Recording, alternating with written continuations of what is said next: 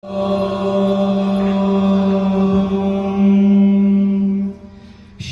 गुरुभ्यो नमः। हरिः ओम्।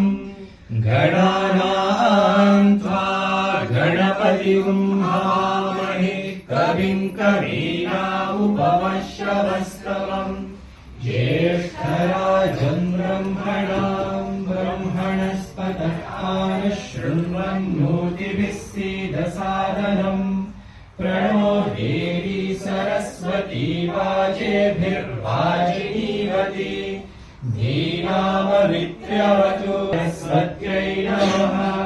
श्रीगुरुभ्यो नमः। हरिः ओम्। ॐ शान्ति शान्ति शान्तिः। श्री साईश्वराय नमः।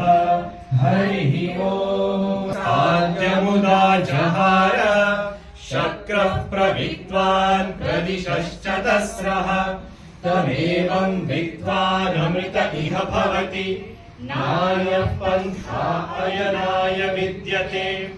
सहस्रशीर्षं देवं विश्वाक्षं विश्वशम्भुवं विश्वं नारायणं देवमक्षरं परमं पदं विश्वतः परमानित्यम्।